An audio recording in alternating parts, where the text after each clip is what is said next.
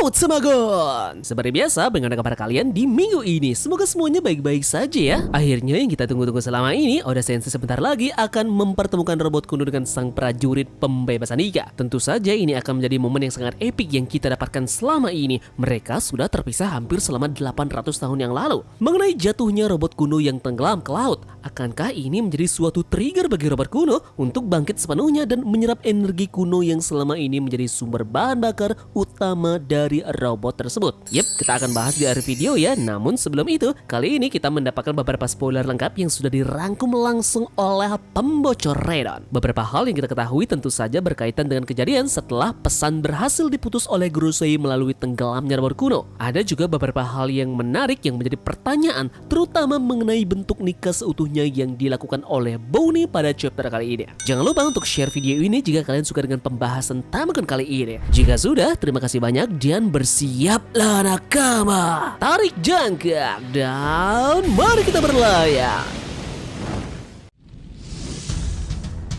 One Piece chapter 1108 kita kali ini diberi judul Jadilah Bebas. Dalam chapter ini hanya berisi 13 halaman penuh. Yep, di sini kita pun mendapatkan sampul cover kembali menceritakan kisah perjalanan dari Yamato. Sekarang sampul ini diberi judul Ziarah Kuil Yamato si Anak Oni volume ke-8. Yamato meninggalkan ibu kota bunga sambil makan bento. One Piece chapter 1118 dimulai di mana chapter terakhir berakhir. Terlihat robot kuno tenggelam ke dalam laut setelah serangan dari Warguri. Ia memikirkan Joy Boy saat dia sedang tenggelam. Robot kuno berkata, "Di mana kau Joy Boy? Aku pikir kau ada di sini beberapa saat yang lalu." Nah, setelah itu terdengar lebih banyak lagi pesan dari Vegapunk, tapi hanya suaranya saja dari Hisenda dan Mushi. Vegapunk berkata, "Namanya."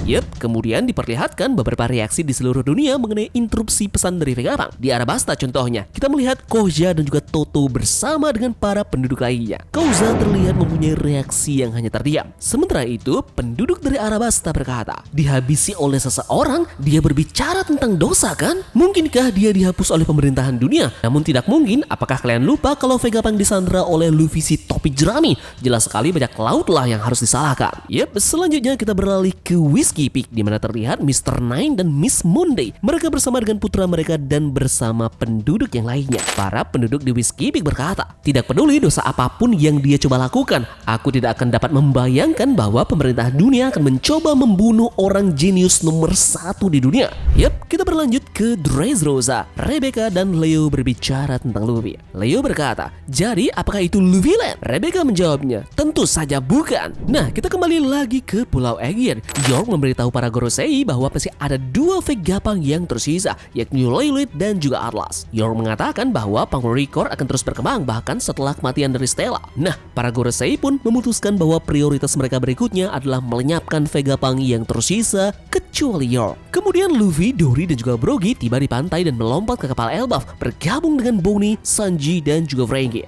Di sisi yang lainnya, Angkatan Laut mengatakan raksasa itu terlalu tangguh tetapi mereka tidak bisa membiarkan lolos ketika mereka membawa banyak kapal perang dari markas besar untuk menghentikan mereka. Nah, di sini Bonnie lantas mengubah wakil Laksamana Bluegrass dan juga Doll menjadi gadis kecil, termasuk si bisu weaponnya yang ditunggangi oleh Bluegrass. Ini pun memungkinkan kapal Elbaf berlayar. Wakil Laksamana Doll kesal dan berkata, "Terkutuklah kau Bonnie." Bluegrass bilang, "Aku merasa malu dengan ketidakberdayaanku saat ini. Sungguh kemampuan yang tidak masuk akal." Kemudian Bonnie berkata, "Bukankah akan menjadi masalah besar bagimu jika aku lolos Angkatan Laut?" Kemudian di saat itu juga Luffy menyapa Oimu dan juga Kasi yang hampir KO karena serangan dari Doll di chapter sebelumnya. Sanji menghubungi Nami untuk memberitahunya bahwa mereka telah berhasil berlayar. Nami kemudian memberitahu Sanji bahwa mereka juga akan berangkat, namun tidak ada info tentang Zoro, Jinbei dan juga Nasujuru di dalam chapter ini. Nah, uniknya saat Luffy berada di dapur memakan semua makanan yang dia temukan,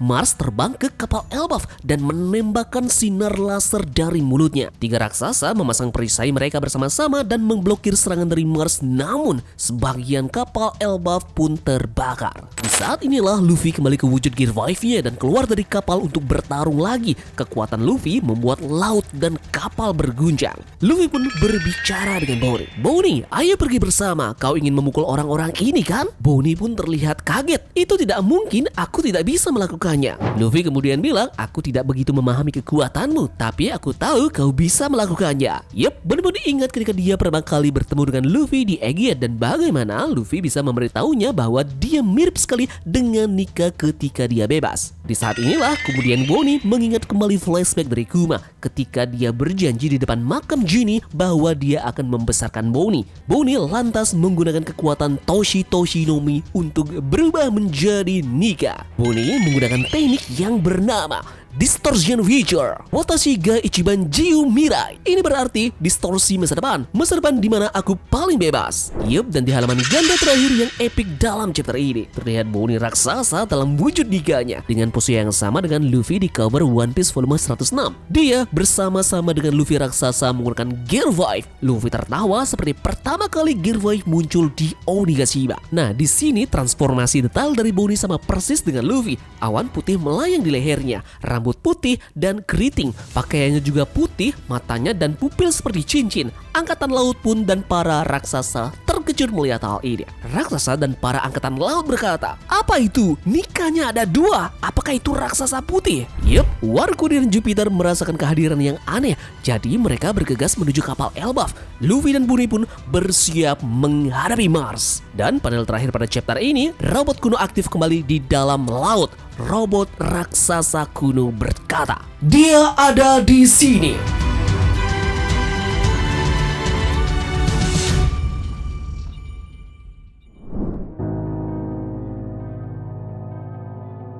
Chapter semakin menegangkan selepas pesan Vegapunk akhirnya berhasil diputus oleh Gorosei. Yang menarik pada chapter kita kali ini yakni tentang Bonnie yang bertransformasi menjadi wujud Nika seutuhnya. Hal ini menunjukkan dia akhirnya menyadari bahwa Nika itu nyata. Makhluk mitos ini tidak hanya menjadi dongeng belaka. Ini pun melambangkan kesadarannya bahwa kebebasannya adalah nyata. Oda sedang memasak karakter Bonnie dalam chapter kita kali ini. Kuma mengincar Luffy, sedangkan Bonnie sedang mencari Nika yakni Luffy. Keduanya adalah tawanan Luffy yang melambangkan kebebasan mereka. Inilah sebabnya Saturnus secara khusus menunjukkan bahwa Bonnie tidak membuat hubungan antara Luffy dan juga Nika. Begitu dia melakukannya, itu berarti dia tahu dia memiliki kebebasannya. Mungkin Bonnie bisa berubah ke wujud Nika seutuhnya, namun tidak semua yang dia bisa lakukan. Kekuatannya dikatakan membutuhkan kreativitas karena suatu alasan. Hanya Luffy yang bisa memanfaatkan kemampuan dari Nika sepenuhnya. Bonnie menemukan Toshi no Mi di dalam gereja bersama dengan Alkitab lama. Ini bisa berarti bahwa orang tua Kuma menyembunyikan buah iblis ini dari awal. Itu adalah wasiat dari Buccaneer. Orang-orang ras spesial ini benar-benar mempunyai keinginan kuat untuk bertemu dengan prajurit pembebasan Nika di suatu hari nanti. Harapan dari mereka semua pun terkumpul dan menyatu di dalam buah iblis Toshi no Mi. Selain menua, Toshi juga berarti pantulan cermin. Jadi salah satu kemampuan dari Bonnie adalah imajinasi, di mana itu adalah distort future, melihat objek tertentu yang terlihat nyata di masa lalu, lantas dia aplikasikan dan melakukan pantulan cermin, membuat apa yang dibayangkannya menjadi nyata. Dia pun bisa berubah menjadi bentuk Nika, namun tentu saja tidak termasuk dengan kemampuan dari Nika yang dikopinya. Pernyataan yang juga sangat ambigu di dalam bocoran kali ini adalah juga pernyataan yang dilontarkan oleh Vegapunk dari pesannya yang kembali muncul. Dia bilang nama atau hal tertentu. Apa itu? Kalau Nika atau Joy Boy, kenapa dia tidak disebutkan saja?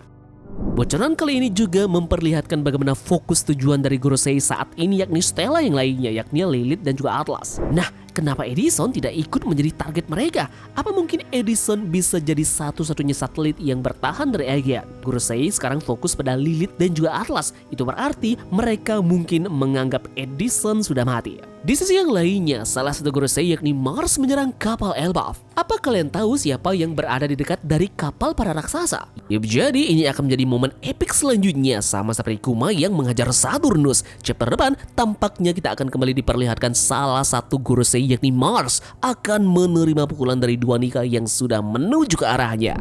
Yap, dan penjelasan terakhir mengenai robot kuno yang sudah tenggelam ke air yang disebabkan oleh serangan Gorosei. Bagaimanakah nasib dari robot kuno ini? Apakah nanti pasca dia tenggelam di laut, itu akan menyebabkan trigger terhadap energi kuno yang dia serap sebelumnya dengan Luffy yang berubah menjadi wujud Nika. Robot tersebut nantinya akan dengan epic akan terlempar ke pantai dengan akses lebih banyak air. Nah, jadi akan sangat menarik ya untuk melihat bagaimana rencana ke depan yang akan dilakukan oleh Luffy dan juga kawan-kawannya dalam keadaan yang semakin terdesak dengan robot kuno yang tenggelam ke air dan kapal para raksasa yang sudah menjadi incaran dari Gorosei. Kita akan membahasnya lebih detail dalam video analisis besok ya, namun tentu sebelum itu kita akan mereview bersama-sama percakapan lengkap apa saja yang ada pada chapter ini beserta dengan panel-panel yang akan tambahkan ceritakan lebih detail ke kalian semua. Terima kasih dari kalian yang sudah mau ikut berlayar bersama-sama Tamagon hari ini. Sampai jumpa di video berikutnya. Sekian dari Tamagon dan turunkan jangkar. Mari kita